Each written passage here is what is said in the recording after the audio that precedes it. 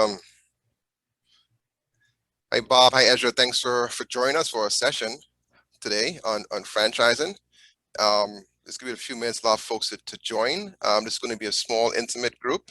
And what we're going to do, we're going to keep Q&A to the tail end of our presentation. But today we're going to be talking about franchise ownership.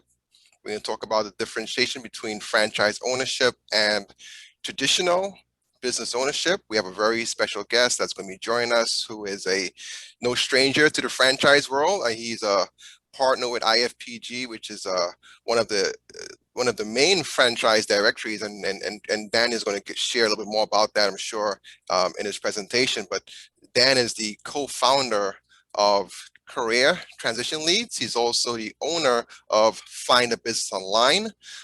They are an IFPG company, which is the International Franchise Group.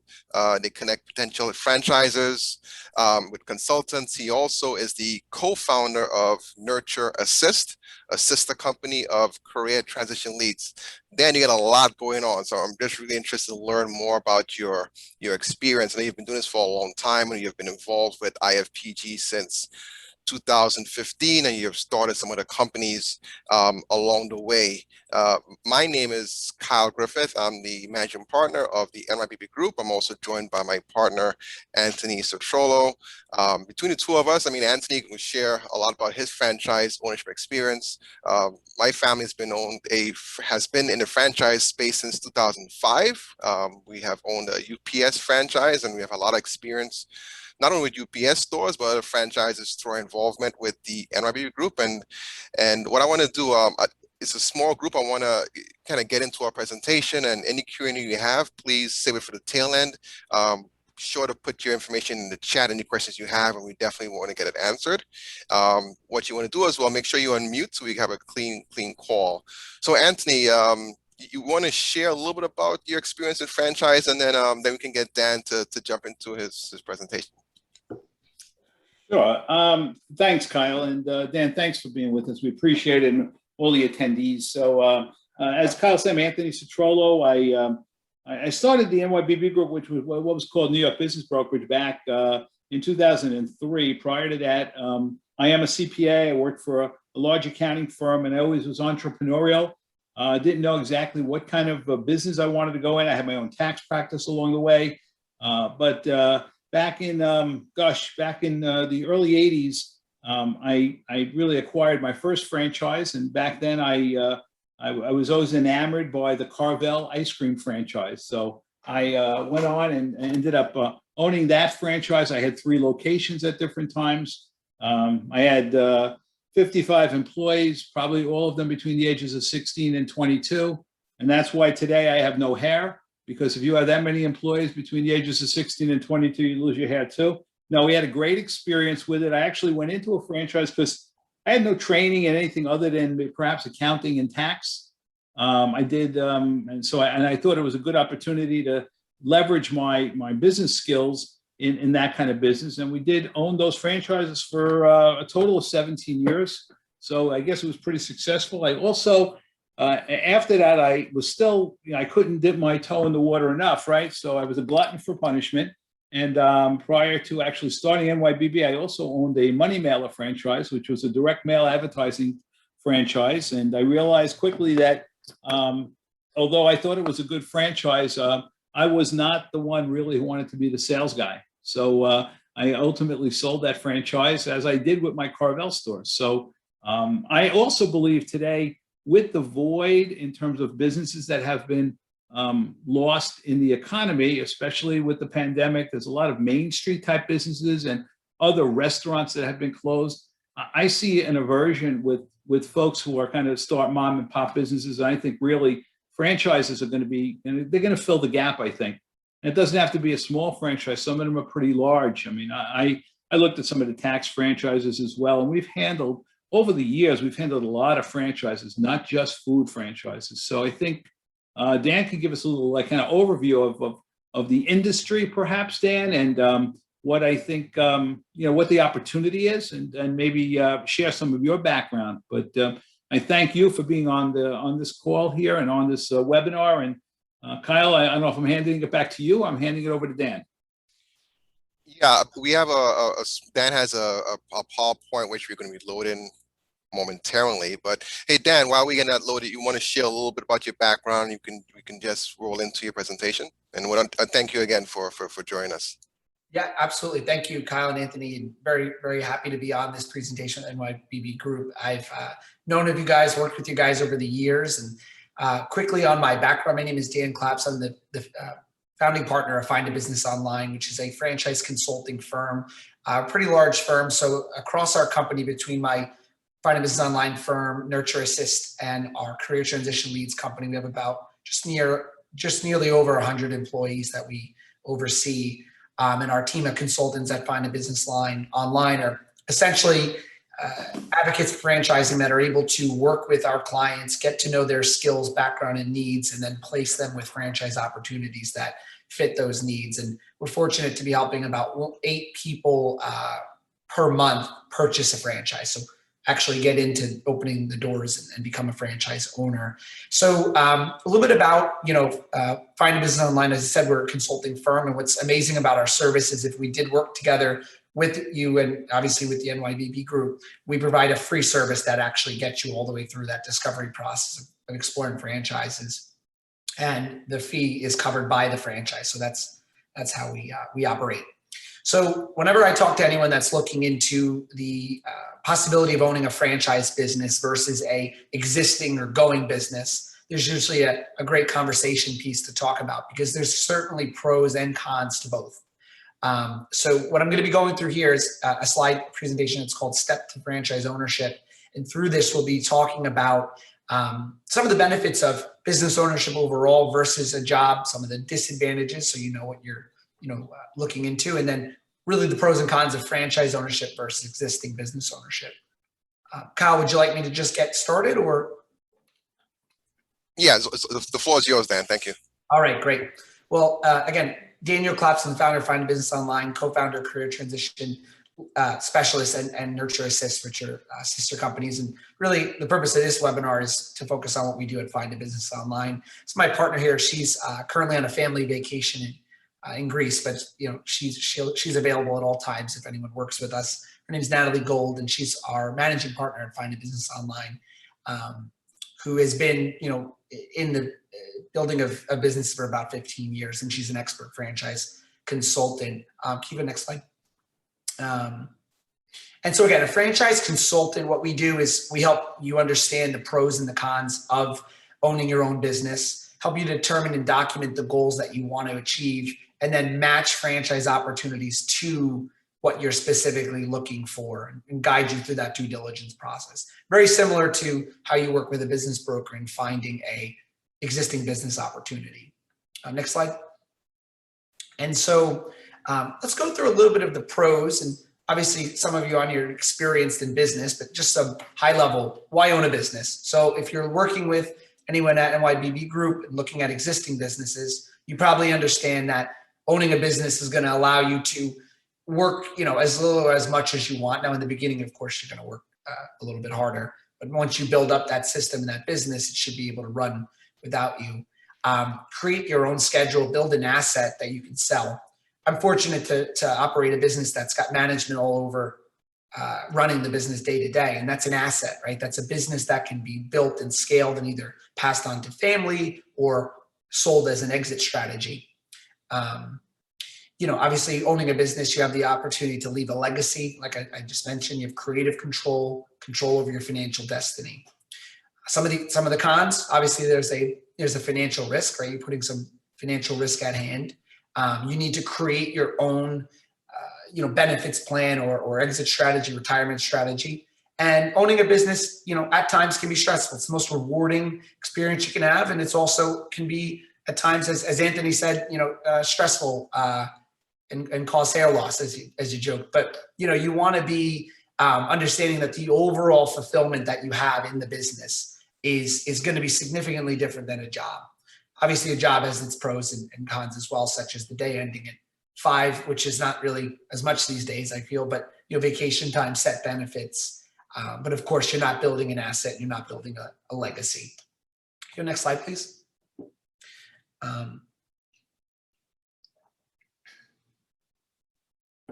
And so, the business ownership obviously has all of its perks. Can you go to the next slide when you have a moment? And now let's talk a little bit about existing business versus a franchise business. So, as I mentioned, having a job is very similar to how I see renting. Now, no offense to anyone that rents in the rental market, but if you think about rent, you're exchanging dollar for a place to live. When you have a job, you're essentially renting a salary, right? When you go home, you can't sell your work that you did. The job essentially stops paying you once you stop working. Next slide, please. Now, owning a business is similar to owning a home, where you're building a asset that you can sell. It's something that you can leave on to others. It's something that you can grow to multiple units. If you're in real estate, your goal is to own multiple units in the housing market, right? Owning a business, most of my clients that find a business online at our clients are multi-unit owners. So they're getting into a franchise system to own 3, 4, 5 locations that they can hire a manager to manage those franchise locations. Next slide. So one of the things to figure out in deciding if you want to own a business and then if you want to own a franchise is, do you think like a franchisee or an employee? So in our company, we spend a lot of time on the front end with our clients, really helping them determine if they want to even own a business. And one of the ways you can figure out if you're a franchisee, and by the way, one of the biggest differences between being a franchise owner and a owner of a mom and pop or existing business is that you are going to have a playbook to follow. Now, that does not mean that you don't have creative freedom or the opportunity to make your own schedule, the opportunity to grow your business how you see fit, hire how you want, but there's a playbook that a franchise gives you and a system for you to follow. So thinking like a franchisee would mean, can you start and finish tasks independently? Can you set and achieve short and long-term goals? Do you have the self-discipline and self-motivation to work for yourself? Can you manage money wisely? And do you know how to measure success? Essentially, are you comfortable creating your own paycheck? And what we really see in our industry is we're working with a lot of CEOs, vice presidents of sales, and managing directors that come into our firm looking for a franchise. And a lot of times we're finding that they were undervalued, that they were bringing in a certain amount of revenue for a business as they were a salesperson, or they have a tremendous ability to run a company, but they were running it for someone else. And when we started to understand the financial goals of what they're looking to make, we often find that they actually don't know their professional worth and what they actually could obtain. There's a great stat I've heard that if you're earning money for a business, you have to realize that whatever your salary is, you're probably contributing at least 3 times in revenue and profits for that company. You can go to the next slide. Thank you. So who's the ideal franchisee? So whenever I'm working with someone that's looking at purchasing an existing business that's mom and pop versus a franchise, we always want to talk about what are the personality traits. And so, someone that's driven by success, someone that's sales oriented. Now, when I say sales oriented, I don't necessarily mean you need to be a salesperson. You need to be growth oriented. If you're not going to be the person selling, then you need to have the ability to manage and train and manage a salesperson. Because every business does need a sales arm to it. For me, I'm not a salesperson. I feel I'm more of an operations person. So I have salespeople in place to help grow the business. You need to have that mindset of growth. To be a franchisee, you need the ability to obviously cooperate and communicate. This past week, we had 2 of our clients that were at a discovery day, which is essentially the final stage of investing into a franchise. And one was awarded the franchise, is going to be a franchisee. The other was unfortunately turned down because he did not demonstrate the ability to lead and manage a team, which is very important.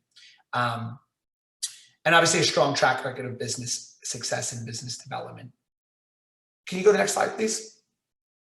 And so being awarded a franchise, the marriage between you and a brand. So a lot of people ask me, why invest into a franchise? And what I always explain very simply is that a franchise system has figured out a proven and scalable and repeatable method to operate a business. They created a business in a box, a system to follow. So the franchise contributes branding, trademarks, systems, how to hire, how to fire, how to manage, how to market. Everything is compartmentalized into what's called an operations manual, which is essentially your playbook to provide you with initial training and ongoing support. I know for me, prior to starting this company, I was a business broker, like your firm, and I was part of a franchise system that provided the administrative support. So while I was paying a royalty to them, they were allowing me to utilize their administrative department, which alone would have cost me $40,000, $50,000 a year for the support salary. But instead, I was able to leverage their team on the back end. And the way I was paying them for it was in the success of my business, in royalties. So a franchise contributes branding, systems, and ongoing initial support. And then you contribute. Why they want you is management skills. You're the person that would be managing that location. You're providing the capital to grow that location and the desire to succeed. If you ever walk into a Starbucks or a non-franchise business and you see it not being as clean, maybe not being as, as much of a greeting that you may get, it's because that is a corporate location and they don't really have the same skin in the game as an independent franchise owner who's running, and managing their own business. So again, the franchise is looking for someone to manage, provide capital, and the desire to succeed with their locations. Can you go next slide, please? So I want to talk about the FTD, but before that, I want to touch on what's not in my slide deck, which is the title of this webinar. I want to get into that. So anyone that works with our firm that's looking at existing businesses, and for us, we're fortunate to be partnered with a lot of business brokerage firms that have their clients working with us to look at franchises, is that this is the biggest difference between why you're going to purchase a franchise system versus an existing business. So when you're purchasing an existing business, you're often going to be buying cash flow. Maybe it's $200,000 in cash flow. Typically, this multiplier of the cash flow will be anywhere from 2 to 4 times. I think the average in biz buy sell is 3 times the cash flow. So a $200,000 cash flowing business will cost you $600,000, say, that you can leverage the SBA to finance. A franchise system, on average, our typical client is investing about $150,000 to $200,000 to purchase the franchise unit. They're often buying multiple units, multiple territories, typically 3. And so they're essentially all in on their franchise investment of anywhere from $450,000 to about $600,000 if they're buying, 3 locations, and as low as $150,000 if they're buying 1, investing into 1. The reason our candidates see the value in this is they see that they can build the cash flow up in actually much shorter time than many think. They can actually leverage the SBA so that they can finance the business. And they oftentimes are actually keeping their job because the franchise systems we show allow to hire a manager or GM from day one that has a small ownership equity to keep running your business. So quite frankly, most of my clients, actually, I'd say about 75%, are still keeping their corporate job when they're buying a franchise. But the reason they're doing it is they're spending significantly lower amount of capital outlay to get to that $200,000, $300,000 cash flow, right? So if you think about stock buy low, sell high, instead of spending $600,000 to have 1 location, they're spending $150,000 for a location and then eventually cash flowing it and selling it at a multiple. That's why our candidates are typically getting into franchises beyond having the proven system. And what's nice about franchising that's a little bit different than existing businesses is the regulations on franchising are very significant. So right here in front of you guys, you have what's called the FDD, the Franchise Disclosure Document. My firm helps all of our clients read through this and understand it, as well as obviously legal. But the Franchise Disclosure Document is different than an existing business. An existing business, you're going to get P&L statement, tax returns, maybe a memorandum. And from there, you're going to really have to do your due diligence through. After an LOI, you'll obtain bank statements and cash flow analysis. Now, what's different about a franchise is there's a government regulated, mandated way that a franchise can present the entire business opportunity to you, which is through the Franchise Disclosure Document. So because there's these regulations there to protect you as a potential customer of the franchise, the FDD is providing you all the nitty-gritty of the business, all the red flags, all the potential red flags at least, the financials in what's called item 19, which actually allows, only allows the franchise to demonstrate their franchise through audited financials. Can you go next slide? So as I mentioned, in the FDD, you got the item 7 and the item 19. Item 19 shows shows the financial performance. Now, my firm only represents franchises that have, the 60 to 70% that have, the 30 to 40% that have an item 19, so you can see the financial performance. And this item 19 answers the question of how much money can I make? And then you have an item 7, which gives you the absolute and total breakdown of what an investment would be. Next slide, please. So when you're investing into a franchise, you're essentially investing into the franchise fee, the initial investment, the royalties are what comes out over time.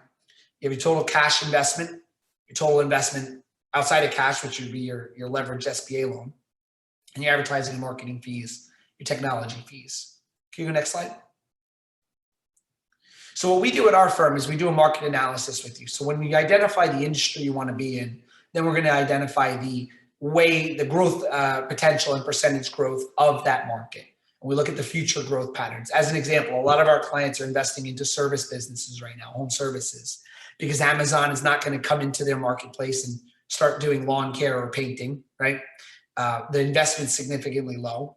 A lot of the service businesses we represent are Monday through Friday, and the market cap and market growth is continuing to grow. So what we do at our firm is help you figure out if the industry has market viability. Can you go next slide? So a little bit, again, why a franchise outside of an existing business? And these are some of the franchises we represent here.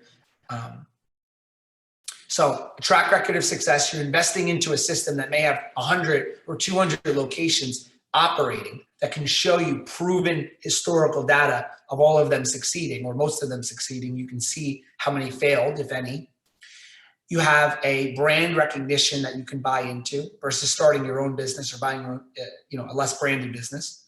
You have training programs of every nuance. If you come across anything from an accounting question to a financial issue, a sales question, you can call that franchise system. You can call that franchise system. And you have the real estate assistants, marketing assistants, construction assistants, and of course, most importantly, buying power. When people are part of a franchise system, they have economies of scale.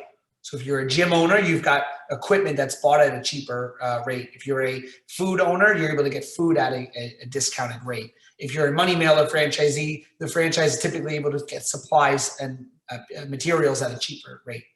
And most importantly is risk avoidance. Franchise systems statistically have an 80% success rate in as an industry. So those that invest into franchise systems as consumers, 80% statistically are succeeding.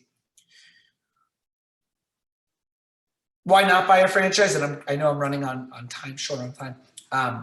The reasons you would not want to buy a franchise is getting into the wrong industry, in my opinion. So we're showing Quiznos Sub in this example. Anthony had mentioned having 16 to 22-year-old employees. We're constantly showing businesses that we feel have that avoid that. I can't imagine having that kind of employee. We want to try to find you businesses that have a little bit higher level. Just to give you an example, we have a boutique fitness business that we represent, where the workers are licensed and have, this is their career for them. They're not going to just not show up. Business you don't want to be in is like a Quiznos Subs or McDonald's well, McDonald's is not bad if you have a lot of money, but we represent a lot of different industries outside of those. So our strategy, if you decide to work with us and together with NYBB Group, instead of the common strategy of seeing an ad and liking a product or service and trying to buy that franchise, our strategy is it all starts with you. We get to know your background. We take an introspective approach. We put you through evaluations, personality tests, and then we help you find the right business without settling on the one. Next slide, please.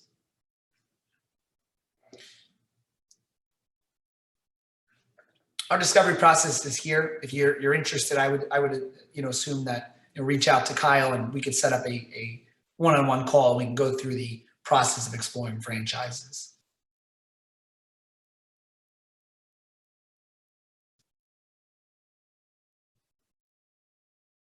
Okay, we've got some questions coming in.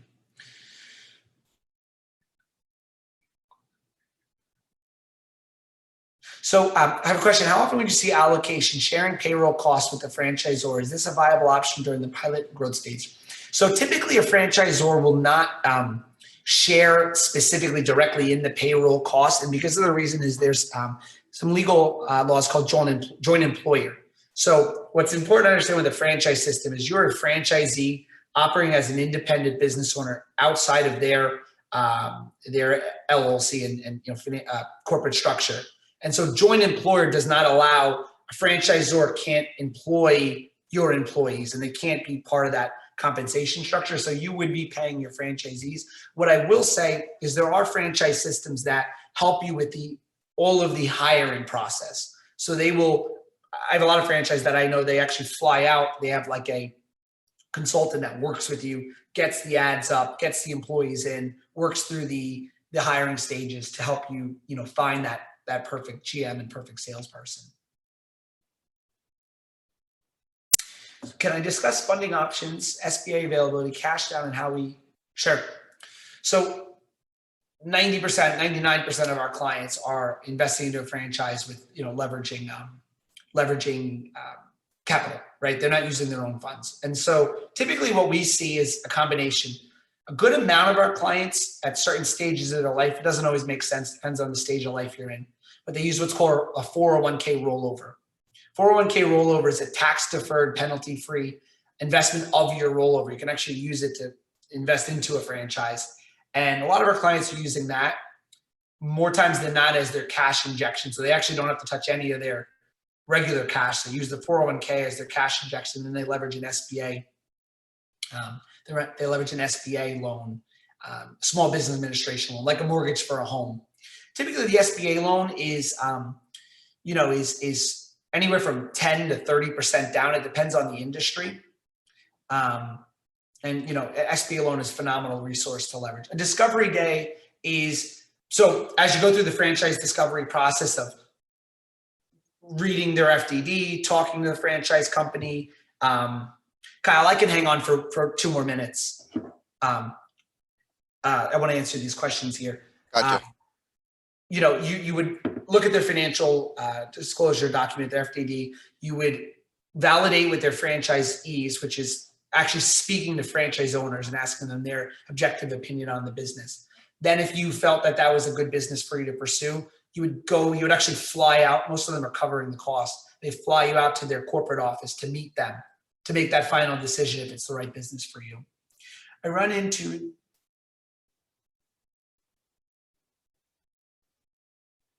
someone asked about, talking with, franchises. The best part about it is they have proven discovery processes. They're not all created equal though.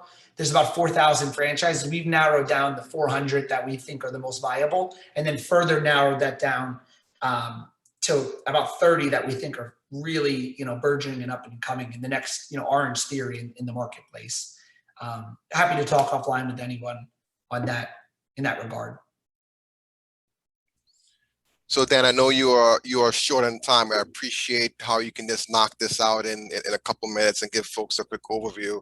I'm sure many of you guys that are on may have some questions, see some that came and that Dan is able to cover. As we wrap things up, Dan, my one question for you before you drop off: a lot of the buyers that I speak with right now, they're looking for franchisees that can be run absentee. I heard you mention in your presentation that you can own multiple locations, have a manager. Like, do you have like a short list of franchises, or has that been a hot topic as well for you with a lot of buyers, franchise buyers you've spoken with? Yes, absolutely. Again, I'd say 75% of our franchise investors are running a job. They have a normal corporate job, not typically a job that they're super involved in the day-to-day. they got to be a high-level manager that can have some free time and autonomy to run a P&L or make a phone call or review a spreadsheet. Sometimes we see husband-wife teams getting involved in the business, but the biggest thing I see is a general manager. So just to give you an example, I have our, we have employees, as I mentioned, just about 100, and each team has a manager that's responsible for the outcome, that's compensated for the outcome. They have an owner's mentality. And then, for me, I have a general manager that runs the day-to-day to make sure everything's, getting done. Our franchisees do the same thing. They purchase a franchise with the general manager typically. Awesome. And to answer your short list question, typically the best way that we do it is, and we're not very time consuming, but we typically like to talk with someone first and then match the options, only because otherwise it's just information that may not be as easy to synthesize. Definitely. So, and if you want to get, what's the best way to get a hold of you, Dan, to find more about Find a Business Online, IFPG, and so on? What's your, we had an issue with the PowerPoint there, that's why it's down, but maybe you can put it in the chat or share, is the best way to get a hold of you. And for those of you that are listening to this through NYBB group, we will share an email with Dan's contact information on how you can learn about franchising and see if it's a good option for you. Yeah, and I'm putting our website in the chat here. I definitely encourage going to our website to do a little research on our firm, which I just put in the chat to everyone. And if you are interested, Kim on my team would be the person to reach out to. You can email her, and we'd be more than happy to set up a consultation. Perfect. Well, thanks, Dan. I know we ran a little bit over, but I think the information was worthwhile. Appreciate you, and I'm sure we can hear a lot more from you. Appreciate all the guests. Anthony, my partner, and Karen has been doing a lot of behind the scenes work. Appreciate each one of you guys. We will have the recording that's going to be sent out. And if you are watching this recording, you need to get more information about the NYBB group and Find a Business Online, you want to visit our website at the nybbgroup.com, or you can visit findabusinessonline.com. Thank you, Dan, and thank everyone else, and have a great Dan, thank you. rest of your day. Thank you, everyone. Have a great day. Bye-bye.